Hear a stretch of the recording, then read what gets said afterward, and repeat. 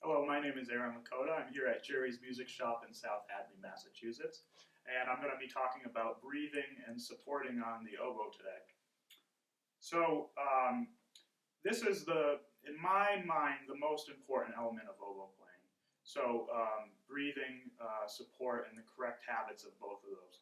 So, I'm just going to talk a little bit about what my concepts are on that. Again, this might be a little different than how another teacher might explain it, but for me and my students, it tends to work.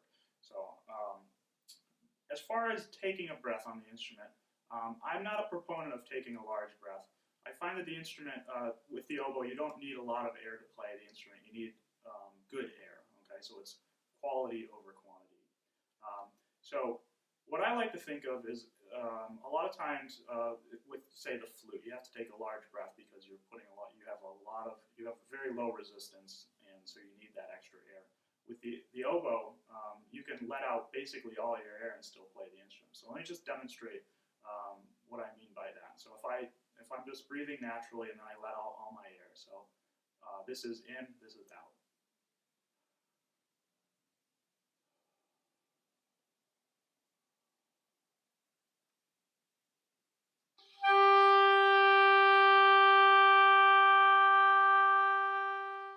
So as you can see, there's still air left in my lungs, even after I'm done blowing out all the air. And you don't put a whole lot of air through the oboe reed because it's a very small opening. So ultimately, if you take in too much air, you're going to basically be suffocating yourself. Okay, and the tendency at that point is the student will take in a lot of air, and then they'll keep taking in more and more air and become very uncomfortable while playing the instrument. So as far as breathing, we take both in breaths and exhale breaths on the instrument. So that's to say, sometimes you'll let air out, sometimes you'll take air in, sometimes you'll do both. So you might be playing a phrase, and at one point you'll just release air. At another point, you'll just inhale air. When you have a large break, you might exhale the air and inhale the air. So if we just think of our bodies always being at a sort of point of equilibrium, I find that to be helpful. So let me demonstrate this idea for you. So I'm just going to play a scale for you. And what I'm going to do is I'm going to breathe how I naturally would. You'll notice that I'm not taking a big breath in the beginning, or I hope you notice. If you keep an eye down here, I'm trying to breathe from lower abdomen. You'll see it expand when I'm breathing. Okay, so you can see that easily with my hand right now. So I might not need a breath for this scale, but I'm going to do it to demonstrate a point. So I'm going to start the scale. I'm going to exhale air at the top of the scale. I'm going to play the scale down again. I'm going to take a little bit of breath in at the bottom, and then I'm going to play the scale in its entirety.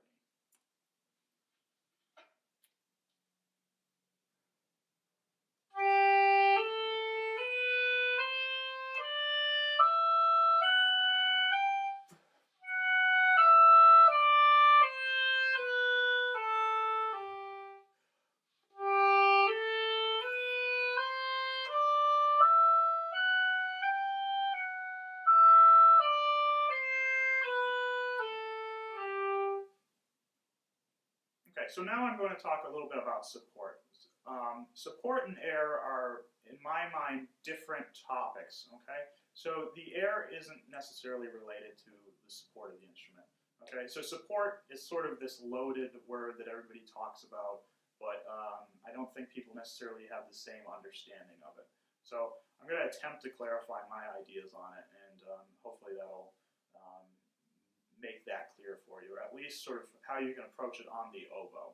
And I think sometimes it is different on different instruments, but on the oboe, my concept is that the support is sort of a push against the air. So you can exhale all your air out of your lungs and still support. And in fact, you want to support. Okay, so if you exhale all your air out of the lungs, you still need to support to play. Okay, so don't confuse it with taking a big breath. Okay, don't think that if I take a big breath, that's the support I need, because that's really not what you need on the oboe. Okay, so how I like to think of support and how you can sort of understand it a little bit better. We have these muscles down here and a diaphragm muscle, which is something you can't actually feel, but it's within the cavity of the stomach here, and basically that controls our lungs. So what I like to think of is if we cough, you'll feel these muscles sort of tense up down here. And there's a sort of push in this way, so it's sort of in and up almost. So, for me at least, I think of the support as being a cough, but hold the cough. So if you go, that sort of thing, and then hold that, okay? So there's a big difference in the sound on the instrument, whether you're supporting or not, okay? So I'm just going to demonstrate. This is, I'll play a sound, I'll hold a G with support, then I'll hold a G without support, and then I'll hold a G with support again. Okay, and I'm going to try to use the same amount of air for each one, so it gets you the idea that the air and the support are two different things. Okay, so again, the first one will be with support, the second will be without support, third will be with support again.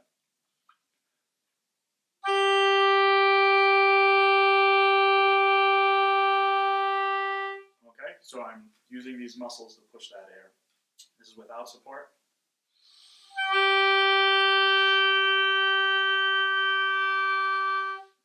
And again with support.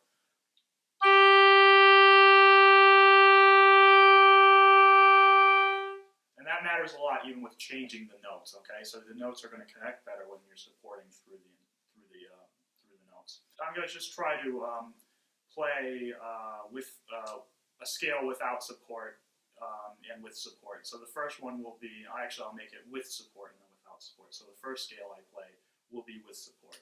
And if you have a good ear, listen to the pitch of the scale, okay? I'm not doing anything differently with my air. I'm just using support in the first take, and then without support in the second one. So listen to the pitch and the connection of those.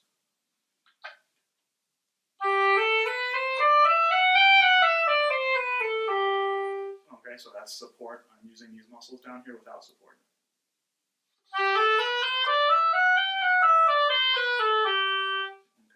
So you can hear a slight difference. One of them is the pitch tends to be all over the place, and then with the support, it's nice and consistent.